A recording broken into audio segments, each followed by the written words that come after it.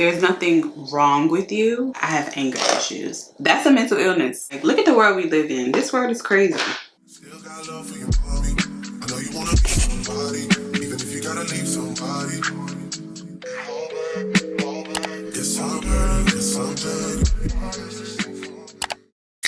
Hey y'all, welcome to my channel. Today's video is different. It's a get ready with me, but a chit chat get ready with me. I'm doing a lot of talking about some stuff that was on my mind. A little bit of makeup therapy. This is the look that I ended up doing. It's just basic. I just wanted to do something that was simple, easy, quick, so that I could just talk without getting too distracted from what I was saying, because I do have ADD.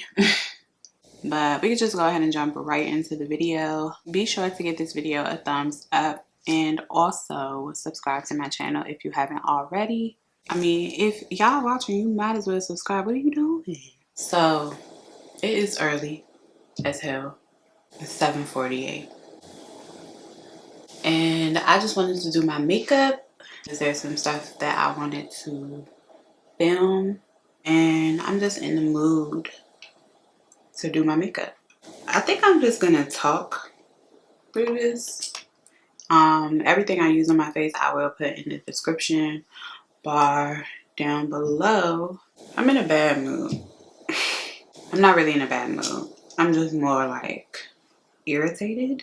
There's some stuff going on in my life, but the stuff isn't what's irritating me. What's irritating me is the fact that I have kind of allowed the stuff that's going on to irritate me.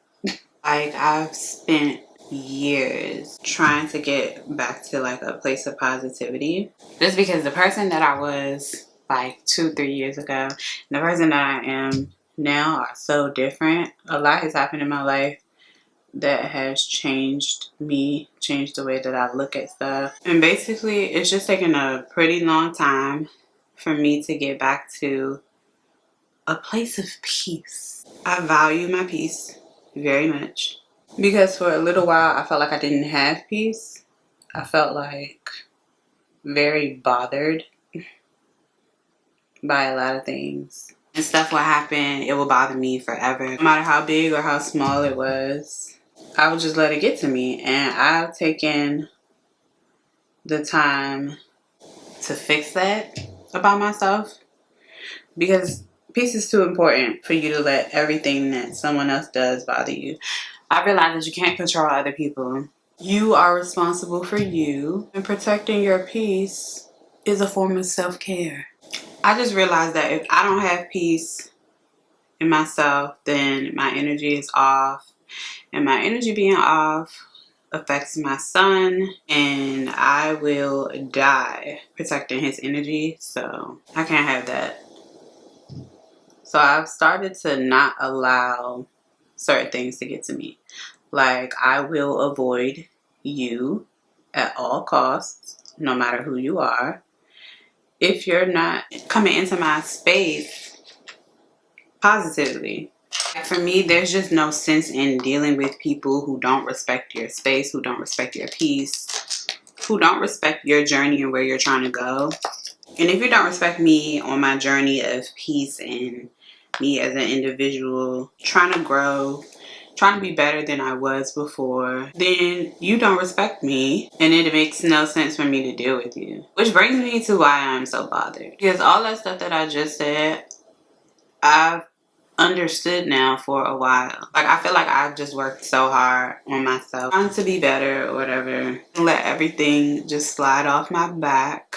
I did not mean to use this light ass concealer. It's so fucking thick. I'm just irritated with myself because I really allowed someone who I already know doesn't mean me any good, has never been the person to want to protect my peace, to get to me. Like, girl, you really like allow this person to bring you to a point where you almost felt like you couldn't control your emotions. You already know the deal with this person. Like, you already know what they're about. You already know how they move. I am allowing myself some grace. Like, I am a person. Sometimes our feelings, our emotions get the best of us in situations. And my irritation and my anger for the situation just got the best of me. But fortunately for myself, I was able to collect myself rather quickly. Basically, long story less long, protect your peace, girl. It's an everyday journey. It's an everyday struggle. If you ain't got peace, what's the point?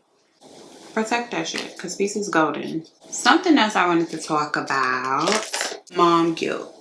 After I had my son, I felt like my whole life belonged to him, pretty much. Something that I struggled with was making decisions that maybe I thought were the best for my son and sacrificing stuff for myself that I thought I should have sacrificed that I actually didn't have to sacrifice. Basically, I deal with doubts with, because I'm fixing it now, mom guilt. I felt like my life belonged to my son, and even if it meant sacrificing my happiness, I had to do the very best things for him. And you absolutely should always do what's best for your children. They didn't ask to be here. So it really is your job to make sure that they are happy, to do everything to keep them happy. However, you have to be happy too. You deserve to be happy too. When I say you shouldn't sacrifice your happiness, I'm not saying at the expense of your child. Your child always comes first, at least they should. But your child coming first does not mean that you have to be last. It just means that you have to adjust things in your life so that you can live life the way that you deserve. Get the things out of life that you want, that you need, while also making sure your child gets everything that they need. If you're not happy, you can't make your child happy. You can't pour from an empty cup. So if you don't have happiness within yourself, security, stability, you can't give it to your child. So while the happiness is for you, it's also for your baby, girl. A lot of other factors play into why I stopped having so much fun once I had a baby. I ain't gotta talk about that, but the main thing for me was just I kind of felt like I didn't deserve to have that fun once I had my son. I gave birth and I didn't really have the people around me that I needed around me. I also gave birth to my son during a really hard time for me. So anytime that I did something that was fun or came close to doing something that was fun or that felt good for me and it didn't include my son, I felt guilty, like I shouldn't be doing it. And now when I look back and think about it, I'm just like, girl, like, what? Like, saying that out loud sounds insane to me. But a lot of moms do feel like that. Women just have a lot of pressure, I feel, from society. We put a lot of pressure on ourselves as women. Other women put pressure on us. But one thing that I'm learning is that nobody has to live my life but me. It doesn't matter how other people feel about anything I'm doing, what I look like, how I act. If I'm not happy with it, then that's really a life that's not worth living. Because I think we really underestimate how important it is to just be happy. Like, a lot of time in life, we want to be rich, we want to be successful, we want to have access to things. Being happy should always be number one. That brings me to mental health.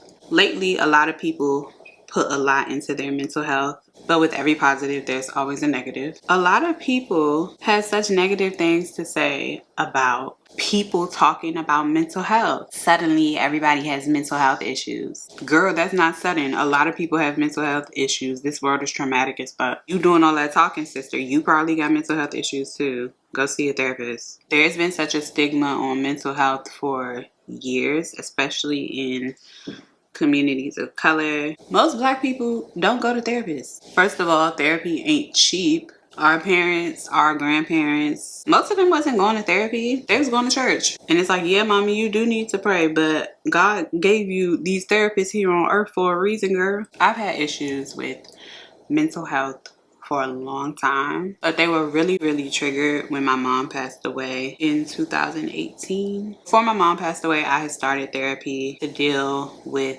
some stuff that I had going on. And honestly, I'm not gonna lie, at first I didn't like it. I felt like it wasn't working. I would sit in my therapist's office and just be like, why am I here? And I almost stopped going. And then my mom died. And I don't know, when my mother died, I just felt a different responsibility for my family. Like I had to be the strongest person. I can probably count how many times I cried in front of my family after that happened. But I just so happened to have a therapy session scheduled the day after my mother died, and I wasn't gonna go, but I went, and I was so thankful for that. I cried so hard to my therapist. Once I like got it all out and said everything to my therapist that I felt like I couldn't say to anybody else, it felt so good. Because yeah, you have your friends, you have your family, you have people you can talk to in your life.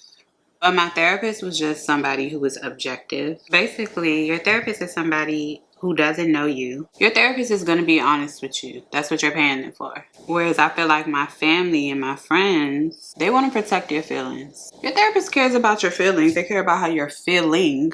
But they're not going to spare your feelings. At least a good therapist isn't. You want your therapist to be honest with you. That's what you're there for. To grow, to develop, to become a better human being. To have a better understanding of yourself and things that are going on with you. So your therapist telling you things and keeping it real with you is what you want. Unless you're not really trying to grow. If you're not really trying to grow, then you probably don't want that. And you probably shouldn't be in therapy anyway. Because why are you there if it's not to grow? If therapy didn't do nothing else for me, it definitely gave me a better understanding of myself. I know so much more about myself than I did before therapy. I have a better understanding of why I react a certain way. And having that understanding helped me to change the way that I was reacting. I look at therapy as like a form of medicine. When you're sick, when you have a cold, you have the flu, you go to the doctor. Your doctor gives you what you need to get to a better space than you are in. Therapy is the same thing. You are sick. You are having an issue mentally. And it's not just going to go away. You cannot will or wish mental health issues away. You have to treat them. People hear the word mental illness and they just naturally think crazy. But no, you're not crazy because you have a mental illness. There's nothing wrong with you. And I learned that from my therapist. She was very adamant about letting me know that when I started therapy because of how apprehensive I was. There's nothing wrong with you, and there's nothing wrong with wanting help. There's nothing wrong with wanting to be better. We should always want to be better. Take it seriously, because if you don't deal with your issues, your trauma is going to deal with you. And you bring those issues, that trauma, into your future relationships. You put it on your kids. You will bring that to how you handle situations at work. This shit's not a joke, so don't take it like one.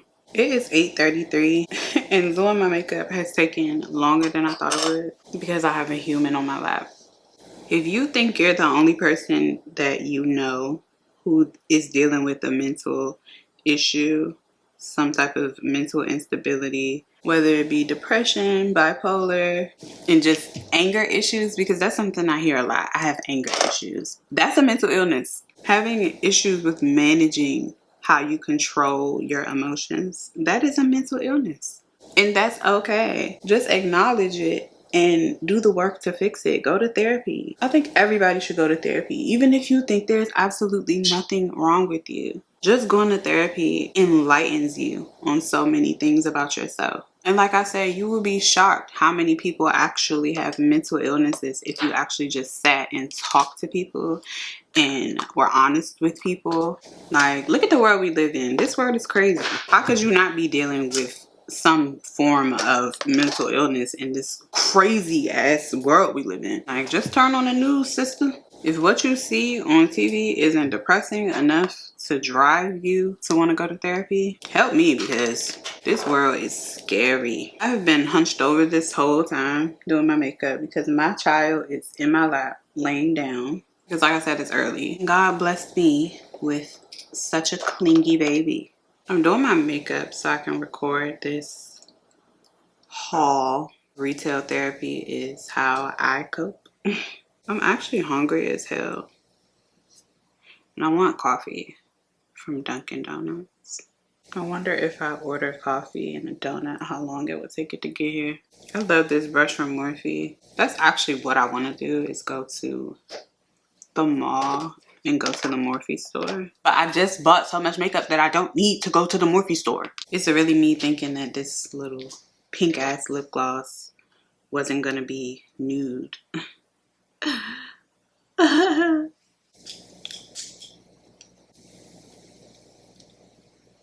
So this is it. My son can see me on my viewfinder. He's smiling. You see your mama? Yeah, boy. I might take my son to this indoor playground. Coco Melon is going to be at Sky Zone, but that starts in like 10 minutes. My child is still in his pajamas. And they be strict at Sky Zone for the little leapers. If you're not there on time, you cannot come. But that's it for the makeup, y'all. I hope you liked this video. I hope you didn't mind my little rant. It's just, makeup is so therapeutic to me. So I figured, why not do my makeup and talk? Again, everything I used, I'm going to put in the description box because I didn't name a product. And until next time, I will see you later.